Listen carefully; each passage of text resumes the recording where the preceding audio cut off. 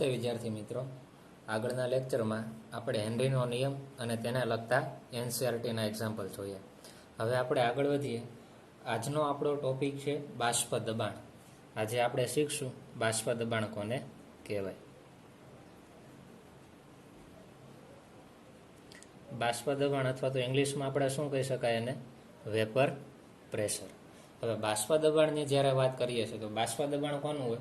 પ્રવાહીનું. તો બીજી રીતે આપણે લખ્યું હોય તો આ રીતે લખી શકાય કે પ્રવાહીનું બાષ્પ દબાણ. પ્રવાહીનું બાષ્પ દબાણ કોને કહેશું? તો આપણે જોઈએ. જો આપણે શું કરશું, એક પાત્ર લઈએ, એમાં શું ઉમેરીએ? શુદ્ધ પ્રવાહી ઉમેરીએ. હવે જો આમાં શું થાય, પ્રવાહીના અસંખ્ય અણુઓ આની અંદર રહેલા હશે. આમાં શું રહેલા હોય? પ્રવાહીના અસંખ્ય અણુઓ. એવી રીતે સપાટી ઉપર એ શું રહેલા હોય? પ્રવાહીના અસંખ્ય અણુઓ રહેલા હશે. હવે થાય શું, જો પ્રવાહીના અણુઓ વચ્ચે આંતર આણવીય આકર્ષણ બળ હોય. શું હોય? પ્રવાહીના અણુઓ વચ્ચે એકબીજા વચ્ચે આંતર આણવીય આકર્ષણ બળ હોય, જેના કારણે એ બાજુના અણુઓ સાથે આકર્ષણથી જોડાયેલા હોય છે. બીજું જોવા જઈએ તો એની વચ્ચે એક પ્રકારનું શું હોય? કાઇનેટિક એનર્જી, એટલે આપણે બીજી રીતે કહીએ તો એને કહેશું ગતિ ઉર્જા જોવા મળશે. અને આપણે જોઈએ તો શુદ્ધ પ્રવાહીની અંદર બે પ્રકારના અંદર બળો હશે. એક આની અંદર કેવું હશે? આકર્ષણ બળ. અણુઓને શું કરવાનું કામ કરશે? જકડવાનું કામ કરશે. જ્યારે સપાટીના અણુઓની જ્યારે વાત કરીએ તેની ઉપર માત્ર નીચેની બાજુ શું લાગતું હશે? આકર્ષણ બળ લાગે. માત્ર નીચેની બાજુ શું લાગતું હોય? આકર્ષણ બળ લાગે. જ્યારે સપાટી ઉપરના અણુઓ હશે એની ગતિ ઉર્જા ખૂબ વધારે હોય. હવે ગતિ ઉર્જા વધારે હોય જેના કારણે સપાટી ઉપરથી શું થવા કરે? બહાર નીકળવા પ્રયત્ન કરશે. જ્યારે સપાટીની અંદર રહેલા અણુઓ એ સપાટી પર રહેલા અણુઓની જેમ બહાર નીકળી શકતા નથી. તો આપણે એમ કહી શકાય કે સપાટી ઉપર રહેલા અણુઓ તેની વચ્ચે આકર્ષણ બળ કેવું હોય? ઓછું હોય. જ્યારે એની ગતિ ઉર્જા કેવી હશે? વધારે. વધારે ગતિ ઉર્જાના કારણે સપાટી ઉપર રહેલા પાણીના અથવા પ્રવાહીના અણુઓ મુક્ત થવાનો પ્રયત્ન કરે અને સપાટી પરથી મુક્ત થશે. હવે જો આ સપાટી ઉપરથી મુક્ત થયેલા અણુઓ હોય એ કયા સ્વરૂપે મળશે? અહીંયા બાષ્પ સ્વરૂપે મળશે. અહીંયા શું મળશે? પ્રવાહીની બાષ્પ જોવા મળશે. હવે શું થાય? જો ધીરે ધીરે પ્રવાહીના અણુઓનું બાષ્પમાં રૂપાંતર થવાનું શરૂ થશે. એટલે અહીંયા જે ખાલી પાત્ર આપણને દેખાય છે એ સંપૂર્ણ જગ્યામાં શું થઈ જશે? બાષ્પના અણુઓ ગોઠવાશે. તો આપણે જોઈએ અહીંયા શું થયું? પ્રવાહીના અણુનું રૂપાંતર કેમાં થયું? બાષ્પમાં. એટલે આપણે કહેશું કે અહીંયા શું થયું? બાષ્પીભવન થાય છે. શું થશે? બાષ્પીભવન થશે. બીજું શું થાય? જુઓ, હવે ધીરે ધીરે અહીંયા જોશું કે પ્રવાહીના અણુઓ ઘટતા જાય, જેના કારણે એનું દળ પણ ઘટશે. હવે દળ ઘટે એના કારણે કહી શકાય કે એની વચ્ચેનું આકર્ષણ બળ પણ કેવું થતું જાય? ઘટતું જાય. અને વધારે ને વધારે પ્રવાહીના અણુઓ એની બાષ્પમાં રૂપાંતર થતા જશે. એક સમય એવો આવશે કે આ ખાલી રહેલી જગ્યામાં બાષ્પના અણુઓ સંપૂર્ણ ભરાઈ જશે. અહીંયા શું ભરાઈ જશે? બાષ્પના અણુઓ. હવે પ્રવાહીના અણુનું બાષ્પમાં રૂપાંતર થવાનું બંધ થઈ જાય. શા માટે? અહીંયા જગ્યા તો રહેતી નથી બાષ્પ માટે, એટલે બાષ્પમાં રૂપાંતર થવાનું બંધ થાય. હવે શું થાય? જો અહીં પ્રવાહીના બાષ્પના અણુઓ હશે એ અહીંયા સપાટી ઉપર અથડાય, જેના કારણે તેની ગતિ ઉર્જામાં શું થાય? ઘટાડો. અને ગતિ ઉર્જા કેવી થશે? ઘટશે. હવે ગતિ ઉર્જામાં ઘટાડાના કારણે આ બાષ્પના અણુઓ પાછા ધીરે ધીરે એનું રૂપાંતર કેમાં થવા મળશે? પ્રવાહીમાં થવા મળશે. આપણે જોયું હશે કે પાણીની બોટલ હોય એને આપણે બંધ કરી દઈએ અને થોડાક સમય પછી એમાં જોશું તો ઉપરની સપાટી ઉપર અહીંયા શું જોવા મળે? પ્રવાહીના શું જોવા મળતા હોય? ડ્રોપ જોવા મળતા હોય. સેમ ઈ જ પ્રોસેસ. એટલે પહેલાં શું થયું? પ્રવાહીના અણુનું બાષ્પીભવન થયું, પછી બાષ્પના અણુનું પાછું શું થઈ ગયું? પ્રવાહીમાં રૂપાંતર. એટલે બીજું આપણે લખીએ બાષ્પના અણુનું પાછું રૂપાંતર કેમાં થાય? પ્રવાહીમાં. તો આપણે કહી શકાય એને શું કહેવાય? પ્રવાહીકરણ. આમ અહીંયા બે પ્રોસેસ જોવા મળે છે. એક શું થશે? બાષ્પીભવન થશે. બીજું શું થશે? પ્રવાહીકરણ થાય. તો આપણે લખી શકાય, જો પહેલાં પ્રવાહી હશે એનું બાષ્પમાં રૂપાંતર થાય, બાષ્પનું પાછું કેમાં રૂપાંતર થાય? પ્રવાહીમાં. શરૂઆતમાં આપણી પાસે પ્રવાહી અવસ્થામાં ઘટક હશે, એનું રૂપાંતર કઈ કલામાં થશે? બાષ્પ કલામાં. પાછું બાષ્પનું રૂપાંતર કેમાં થાય? પ્રવાહીમાં. પ્રવાહીનું બાષ્પમાં રૂપાંતર થાય એને આપણે કહીશું બાષ્પીભવન. જ્યારે બાષ્પનું પાછું પ્રવાહીમાં રૂપાંતર થાય એને શું કહેશું? પ્રવાહીકરણ. હવે એક સ્થિતિ એવી આવશે કે જ્યારે પ્રવાહીના અણુનું બાષ્પમાં રૂપાંતર અને બાષ્પના અણુનું પ્રવાહીમાં રૂપાંતર બંને કેવા થઈ જશે? અચળ. એનો મિનિંગ શું થાય? એક સંતુલન અવસ્થા પ્રાપ્ત કરે. કઈ અવસ્થામાં આવશે? સંતુલન. તો આપણે એમ કહી શકાય કે પ્રવાહીના અણુનું બાષ્પમાં અને બાષ્પનું પાછું પ્રવાહીમાં રૂપાંતર થાય અને કઈ સ્થિતિ પ્રાપ્ત કરશે? સંતુલન સ્થિતિ પ્રાપ્ત કરશે. હવે જોઈએ બાષ્પ દબાણ એટલે શું. તો આ સંતુલન સ્થિતિમાં એટલે કે પ્રવાહીનું જ્યારે બાષ્પમાં રૂપાંતર થાય અને બાષ્પનું પાછું પ્રવાહીમાં રૂપાંતર થાય, બંનેના આવેગ જ્યારે સમાન થાય એટલે કે સંતુલન અવસ્થા પ્રાપ્ત થાય, ત્યારે આ બાષ્પના અણુઓનું જે પ્રવાહીના સપાટી ઉપર દબાણ લાગતું હોય, શું લાગતું હોય? બાષ્પના અણુઓનું અહીંયા બાષ્પ જે હશે એનું આ જે પ્રવાહીની સપાટી હોય એની ઉપર કંઈક દબાણ લાગતું હોય, એ દબાણને આપણે શું કહેશું? બાષ્પ દબાણ તરીકે ઓળખી શકાય. તો બાષ્પ દબાણની આપણે વ્યાખ્યા આપી હોય તો એમ આપી શકાય કે સંતુલન સ્થિતિમાં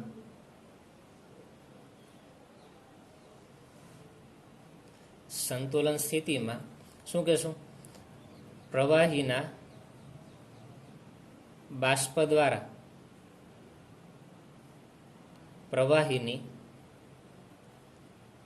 સપાટી પર લાગતા દબાણને તે પ્રવાહીનું શું કહેશું? બાષ્પ દબાણ કહેવામાં આવે છે. સાવ ઈઝી છે. શું જોવાનું છે? જો પ્રવાહીના અણુ હશે એની વચ્ચે એક તો શું હોય? આકર્ષણ બળ હોય. પ્રવાહીના અણુ હશે એક તો અણુ વચ્ચે શું હશે? આંતર આણવીય આકર્ષણ. બીજું એમાં શું જોવા મળે છે? અણુ હશે સતત, એમાં શું જોવા મળે? કાઇનેટિક એનર્જી, એટલે બીજું ગતિ ઉર્જામાં હશે. હવે શું કીધું આપણે? જો પ્રવાહીની અંદર રહેલા અણુઓ હશે એની વચ્ચે આંતર આણવીય આકર્ષણ બળ એટલું બધું વધારે હોય, આ પ્રવાહીના અણુઓ ઉપર બાષ્પમાં રૂપાંતર થઈ શકતા નથી. જ્યારે આ સપાટી ઉપર રહેલા પાણીના અણુઓ અથવા તો પ્રવાહીના અણુઓ એની ગતિ ઉર્જા એટલી બધી વધારે છે, તેને આંતર આણવીય આકર્ષણ બળ કરતાં એની ગતિ ઉર્જા એટલી બધી વધી જાય છે, જેના કારણે સપાટી ઉપરથી આ પ્રવાહીના અણુઓ મુક્ત થઈ અને બાષ્પમાં રૂપાંતર થાય છે. કેમાં રૂપાંતર થાય? બાષ્પમાં રૂપાંતર થાય છે. તો આપણે એમ કહી શકીએ કે સપાટી ઉપરના રહેલા અણુઓની કાઇનેટિક એનર્જી વધારે હોય, જેના કારણે એનું વધારે ને વધારે બાષ્પમાં રૂપાંતર થાય. આમ આપણે આખું બાષ્પ દબાણ એટલે શું આપણે સમજી શકાય કે સંતુલન સ્થિતિમાં પ્રવાહીના બાષ્પ દ્વારા પ્રવાહીની સપાટી પર લાગતા દબાણને તે પ્રવાહીનું શું કહેશું? બાષ્પ દબાણ તરીકે ઓળખી શકીએ. આપણી સામાન્ય માહિતી થઈ બાષ્પ દબાણ વિશે. આપણે અહીંયા બાષ્પ દબાણની વ્યાખ્યા જોઈ. હવે આપણે આગળ વધીએ. હવે આવશે બાષ્પ દબાણ પર અસર કરતા પરિબળ. શું આવશે? બાષ્પ દબાણ પર અસર કરતા પરિબળો કયા કયા હોય? તો આપણે એક પછી એક પરિબળ જોશું. શું જોવાનું છે? બાષ્પ દબાણ પર અસર કરતા પરિબળો. એમાં પહેલું પરિબળ જોઈએ એ આવશે પ્રવાહીનો સ્વભાવ. શું આવશે? પ્રવાહીનો સ્વભાવ. બાષ્પ દબાણ એ પ્રવાહીના સ્વભાવ પર આધાર રાખે. આપણે અલગ અલગ પ્રવાહીઓ લેશું તો અલગ અલગ પ્રવાહીઓના બાષ્પ દબાણ પણ કેવા હશે? અલગ અલગ જોવા મળશે. એની પાછળનું કારણ શું આપણે જોઈએ. જો અમુક પ્રકારના પ્રવાહીઓ એવા હશે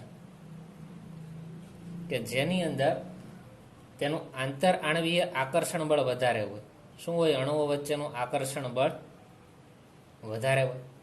હવે જો જેટલું આકર્ષણ બળ વધુ તેટલા પ્રવાહીના અણુઓ ઇઝીલી બાષ્પમાં રૂપાંતર થઈ શકતા નથી. હવે બાષ્પમાં રૂપાંતર ન થાય તો એના બાષ્પીભવન કેવા હોય? ઓછા. તો એનું બાષ્પીભવન ઓછું થાય તો એનું બાષ્પ દબાણ કેવા હોય? બાષ્પ દબાણ પણ કેવા મળશે? આપણને ઓછા જોવા મળશે. બીજું આપણે જોઈએ, ઘણા પ્રવાહી આપણી પાસે એવા હશે કે તેના અણુઓ વચ્ચે આકર્ષણ બળ કેવું હોય? ઓછું હોય. તેના અણુ વચ્ચેનું આંતર આણવીય આકર્ષણ બળ ઓછું હોય. હવે અણુ વચ્ચે આકર્ષણ બળ જેટલું ઓછું હોય એટલા અણુઓ વધારે ને વધારે દૂર જાય અને વધારે ને વધારે એનું કેમાં રૂપાંતર થાય? બાષ્પમાં રૂપાંતર થાય. એના કારણે આપણે કહી શકાય કે એમાં એના બાષ્પ દબાણ કેવા હશે? વધારે હશે. તો આમ કહી શકાય કે કોઈ પણ પ્રવાહી હોય એનું બાષ્પ દબાણ એ તેના પ્રવાહીના સ્વભાવ પર આધાર રાખશે કે જે પ્રવાહીના આંતરાણવીય આકર્ષણ બળ વધુ હોય એના બાષ્પ દબાણ ઓછા જોવા મળે, અને જે પ્રવાહીના અણુઓ વચ્ચે આકર્ષણ બળ ઓછા હોય એનું ઇઝીલી બાષ્પમાં રૂપાંતર થતું હોવાથી એના બાષ્પ દબાણ કેવા હોય, વધારે જોવા મળશે. આના આપણે એક્ઝામ્પલ જોઈએ, એના આધારે વધારે ખ્યાલ આવશે. એક્ઝામ્પલ લઈએ, 2 એક્ઝામ્પલ લઈએ. જો 2 પ્રવાહી લેશું આપણે, એક પાણી લઈએ અને બીજું લઈએ હાઇડ્રોક્લોરિક એસિડ. સારું, પાણી અને હાઇડ્રોક્લોરિક એસિડ હોય તો એને બાષ્પ દબાણની સરખામણી કરીએ કે કોનું બાષ્પ દબાણ વધારે હોય અને કોનું બાષ્પ દબાણ ઓછું હોય. તો આપણે જોશું, જો પાણી હશે એની વચ્ચે કેવા બોન્ડ હોય, હાઇડ્રોજન બોન્ડ હોય. આપણે જોયું છે, જો પાણીનું આપણે સ્ટ્રક્ચર બનાવીએ, ઓક્સિજન, હાઇડ્રોજન, હાઇડ્રોજન, પાછું અહીંયા લખીએ ઓક્સિજન, હાઇડ્રોજન, હાઇડ્રોજન. તો અહીંયા જુઓ તો હાઇડ્રોજન ઉપર આંશિક કેવો ચાર્જ હોય, પ્લસ ડેલ્ટા. ઓક્સિજન ઉપર કેવો હોય, આંશિક માઇનસ ડેલ્ટા. તો આની વચ્ચે શું હોય, આંતરાણવીય કેવો બોન્ડ હશે, હાઇડ્રોજન બોન્ડ હશે. આની વચ્ચે આકર્ષણના કારણે શું જોવા મળશે, હાઇડ્રોજન બંધ જોવા મળશે. આની વચ્ચે કયો બોન્ડ છે, હાઇડ્રોજન બંધ છે. હવે આ વાત કરીએ HCl. HClમાં જોઈએ શું થાય. જો HCl નો અણુ લઈએ, જો HCl, બીજો લઈએ આપણે HCl. હવે જો તો Cl ઉપર શું હોય, આંશિક માઇનસ ડેલ્ટા. હાઇડ્રોજન ઉપર આંશિક કેવો હોય, પ્લસ ડેલ્ટા. આની વચ્ચે એક પ્રકારનું આકર્ષણ બળ હશે, પણ આને આપણે કેવું આકર્ષણ બળ કહેતા હતા, વાન ડર વાલ્સ પ્રકારનું. તો આપણને બધાને ખ્યાલ છે કે હાઇડ્રોજન બંધ વધારે પ્રબળ હોય કે વાન ડર વાલ્સ બળ વધારે પ્રબળ હોય, હાઇડ્રોજન બોન્ડથી વધારે પ્રબળ હોય. એનો મિનિંગ એમ થશે કે અહીંયાથી આ બોન્ડ ઇઝીલી તૂટતો નથી, જ્યારે અહીંયાથી આ બોન્ડ ઇઝીલી તૂટી જશે. હવે બોન્ડ ઇઝીલી તૂટી જાય તો આના અણુઓ ઇઝીલી બાષ્પમાં રૂપાંતર થઈ શકે, જ્યારે પાણીના અણુઓ વચ્ચે હાઇડ્રોજન બોન્ડ ઇઝીલી તૂટતો નથી, એટલે H2O નું ઇઝીલી બાષ્પમાં રૂપાંતર થતું નથી. તો આપણે બંનેની કમ્પેરિઝન કરીએ કે પાણી અને હાઇડ્રોક્લોરિક એસિડ બાષ્પ દબાણ કોનું વધારે હોય, તો આપણે કહી શકાય કે HClની વચ્ચે રહેલો બંધ નિર્બળ હોય, ઇઝીલી તૂટે, એટલે ઇઝીલી એનું બાષ્પમાં રૂપાંતર થતું હોવાથી તેના બાષ્પ દબાણ કેવા હશે, વધારે. તો આપણો આન્સર એવો આવી શકે કે H2O નું બાષ્પ દબાણ કેવું હોય, ઓછું હોય, જ્યારે HClનું બાષ્પ દબાણ કેવું હશે, વધારે જોવા મળશે. આપણો એક્ઝામ્પલ થઈ ગયો. હજી આપણે આગળ વધીએ, બીજું એક એક્ઝામ્પલ જોઈએ. જો હજી એક એક્ઝામ્પલ આપીએ. જો એક લઈ લઈએ H2O અને બીજું આપણે લઈ લઈએ આલ્કોહોલ, ઇથેનોલ લઈએ. બીજું એક્ઝામ્પલ લઈએ પાણી અને ઇથેનોલ C2H5OH. તો પાછો ક્વેશ્ચન પૂછાય કે આ બંને ઘટકોમાંથી કોનું બાષ્પ દબાણ વધારે હોય અને કોનું ઓછું હોય. તો આપણને તો ખ્યાલ જ છે, જો પાણીમાં કેવા બોન્ડ હોય, હાઇડ્રોજન બોન્ડ હોય. એવી જ રીતે ઇથેનોલમાં પણ શું જોવા મળશે, હાઇડ્રોજન બંધ જોવા મળશે. પણ આપણને ખ્યાલ છે કે એક પાણીનું અણુ અન્ય 4 હાઇડ્રોજન બોન્ડથી જોડાયેલો હોય, બરાબર. એક પાણીનું અણુ કેટલા હાઇડ્રોજન બંધથી જોડાય છે, 4 હાઇડ્રોજન બંધથી જોડાયેલો હોય, જ્યારે ઇથેનોલ છે એ અન્ય બીજા એક ઇથેનોલ સાથે માત્ર 1 હાઇડ્રોજન બંધથી જોડાયેલો હોય. તો આના આધારે આપણે આન્સર આપી શકીએ કે 4 હાઇડ્રોજન બોન્ડ હોય તો આ ઇઝીલી તૂટતા નથી, 1 હાઇડ્રોજન બોન્ડ ઇઝીલી તૂટે. હવે જે બોન્ડ ઇઝીલી તૂટે એનું ઇઝીલી બાષ્પમાં રૂપાંતર થાય, એટલે એના બાષ્પ દબાણ કેવા હોય, વધારે હોય. તો આ રીતે આપણો આન્સર આવશે. હજી એક આપણે એક્ઝામ્પલ લઈ લઈએ. બીજું આપણે એક્ઝામ્પલ લઈએ.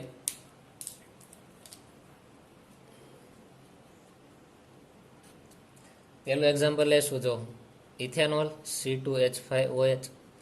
બીજું એક્ઝામ્પલ લઈએ ગ્લાયકોલ. શું લઈએ, ગ્લાયકોલ CH2CH2. અહીંયા શું આવશે, OH.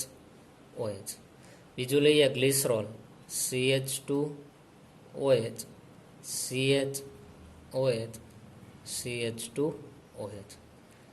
આ ઇથેનોલ છે, ગ્લાયકોલ અને ગ્લિસરોલ. તો આ ત્રણેયની કમ્પેરિઝન કરીએ તો કોનું બાષ્પ દબાણ વધારે હોય અને કોનું બાષ્પ દબાણ ઓછું હશે એ આપણે જોઈએ. જો સૌથી વધારે હાઇડ્રોજન બોન્ડ કેમાં જોવા મળશે, સૌથી વધારે હાઇડ્રોજન બોન્ડ કેમાં જોવા મળશે, ગ્લિસરોલમાં. એના કરતાં ઓછા કેમાં જોવા મળશે, ગ્લાયકોલમાં. અને એના કરતાં ઓછા કેમાં જોવા મળશે, ઇથેનોલમાં.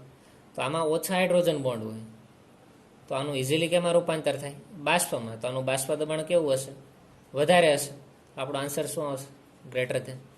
સૌથી ઓછું બાષ્પ દબાણ કોનું હશે, ગ્લિસરોલનું. કારણ કે તેની પાસે 3 હોય જ છે એટલે 3 બોન્ડ બનાવશે. અહીંયા કેટલા છે? 2 હોય એટલે 2 બનાવશે. અહીંયા 1 હોય છે એટલે કેટલા બનાવે? આ 1 બનાવશે. અહીંયા 2 બોન્ડ બનાવશે. આ કેટલા બનાવશે? 3 હાઇડ્રોજન બોન્ડ બનાવશે. તો આના આધારે આપણે કહી શકીએ કે બાષ્પ દબાણ પર અસર કરતા પરિબળોમાં પહેલો સ્વભાવ આવશે. શું આવશે? પ્રવાહીનો સ્વભાવ. પ્રવાહીના અણુ વચ્ચે જેટલું આકર્ષણ બળ વધુ એટલું બાષ્પ દબાણ ઓછું, અને જેટલું આકર્ષણ બળ ઓછું એટલું ઇઝીલી તૂટે, ઇઝીલી બાષ્પમાં રૂપાંતર થાય એટલે એનું બાષ્પ દબાણ કેવું હશે? વધારે હોય. હવે બાષ્પ દબાણ પર અસર કરતા પરિબળોમાં પહેલું કમ્પ્લીટ થયું. હવે આપણે આગળ વધીએ. બીજું આપણે પરિબળ જોઈએ. બીજું આવશે તાપમાન. બીજું શું આવશે? તાપમાન.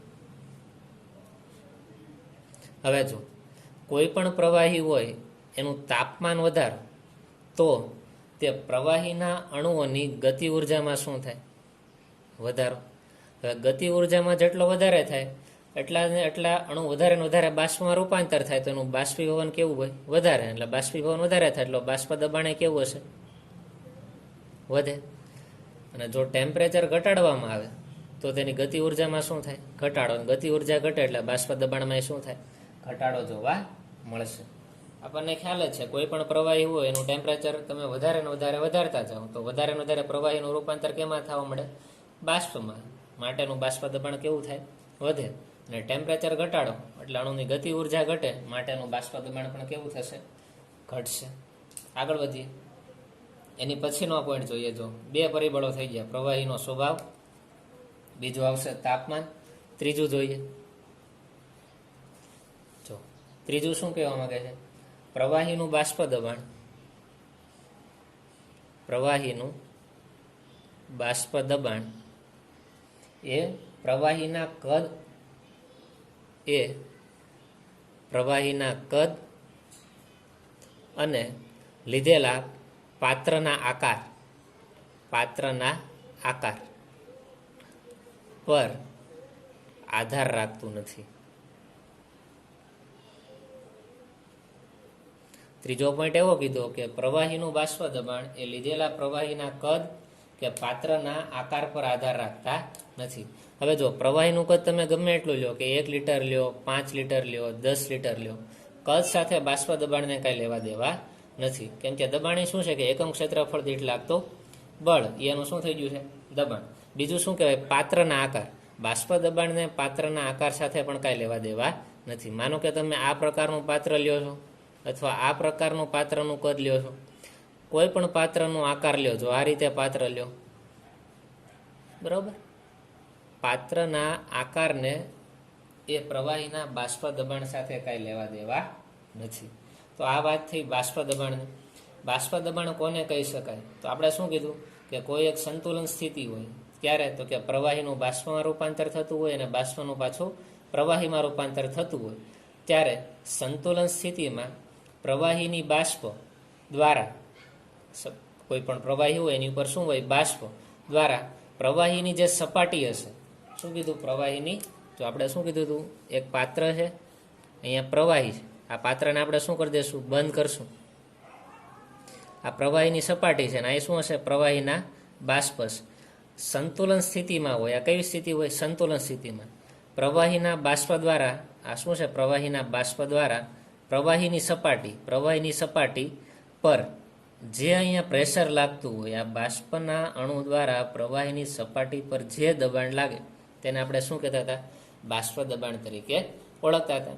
પછી આપણે જોયા તેના પરિબળો, પ્રવાહીનો સ્વભાવ, બીજું જોયું તાપમાન, અને ત્રીજું શું કીધું? પ્રવાહીનું બાષ્પ દબાણ એ પ્રવાહીના કદ કે પાત્રના આકાર પર આધાર રાખતા નથી. આ 3 બાબત થઈ ગઈ. હવે આની પછી આપણે જોઈએ કે બાષ્પ દબાણની ગણતરી કઈ રીતે કરી શકાય. અને પછીનો આપણે પોઈન્ટ જોઈએ બાષ્પ દબાણની ગણતરી.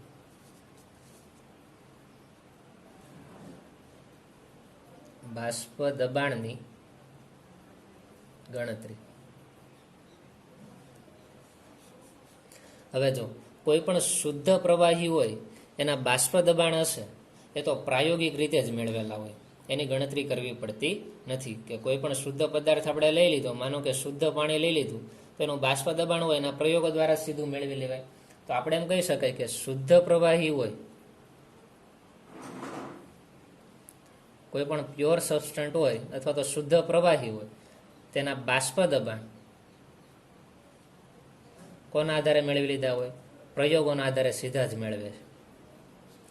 તો આપણે એમ કહી શકાય કે જ્યારે શુદ્ધ પ્રવાહીનું બાષ્પ દબાણની વાત કરવામાં આવે, જ્યારે શુદ્ધ પ્રવાહીના બાષ્પ દબાણની વાત કરવામાં આવે તો એની સંજ્ઞાને પી નોટ દ્વારા દર્શાવવાની. શેના દ્વારા દર્શાવવાની? પી નોટ દ્વારા દર્શાવવામાં આવે. ખ્યાલ આવશે? કોઈ પણ શુદ્ધ પ્રવાહી હોય એનું બાષ્પ દબાણને કોના દ્વારા દર્શાવાય? પી નોટ દ્વારા. આ વેલ્યુ ખ્યાલ જ હોય, જે કોના દ્વારા મળેલી હોય?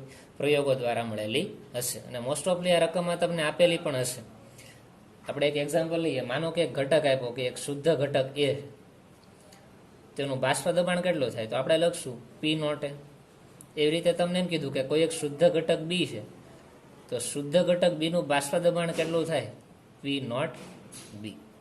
તો આપણને ખ્યાલ આવવો જોઈએ કે શુદ્ધ પ્રવાહી ઘટક હોય એના બાષ્પ દબાણ હંમેશા પ્રાયોગિક રીતે જ મેળવેલા હોય અને તેને પી નોટ દ્વારા દર્શાવવામાં આવે. શેના દ્વારા દર્શાવવામાં આવે?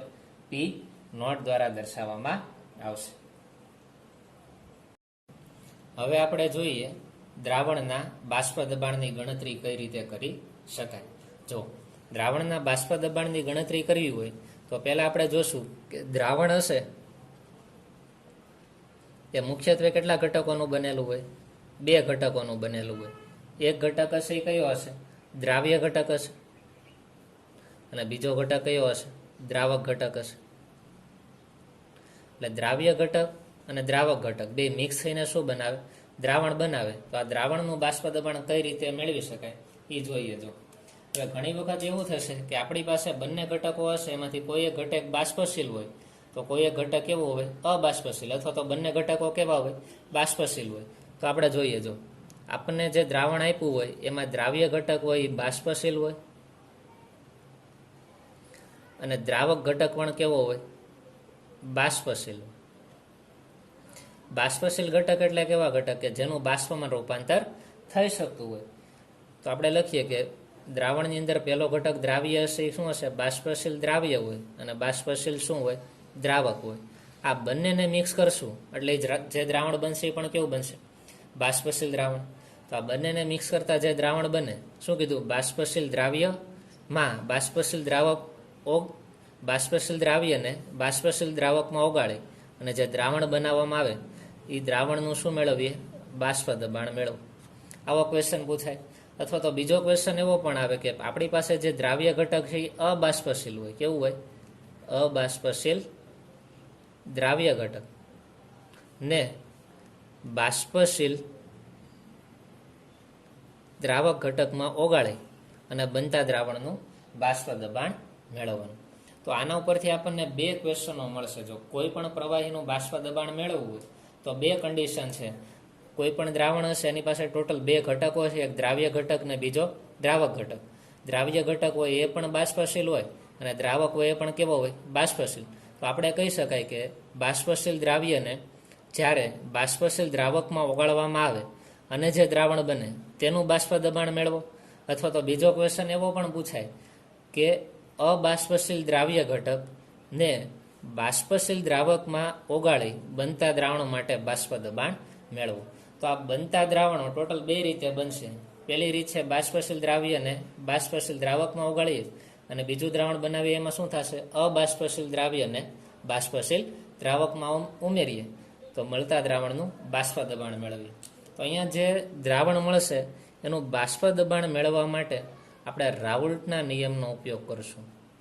રાઉલ્ટના નિયમનો ઉપયોગ કરીને બાષ્પ દબાણ મેળવવાનો પ્રયત્ન કરશું. તો આપણી પાસે 2 ક્વેશ્ચન આવશે કે રાઉલ્ટના નિયમના આધારે બાષ્પશીલ દ્રાવ્યમાં બાષ્પશીલ દ્રાવક ઓગાળી બનતા દ્રાવણનું બાષ્પ દબાણ મેળવો અને એવી જ રીતે રાઉલ્ટના નિયમની મદદથી અબાષ્પશીલ દ્રાવ્યમાં અબાષ્પશીલ દ્રાવ્યને બાષ્પશીલ દ્રાવકમાં ઓગાળી બનતા દ્રાવણનું બાષ્પ દબાણ મેળવો. તો આ 2 ક્વેશ્ચન આપણે આગળ જોશું.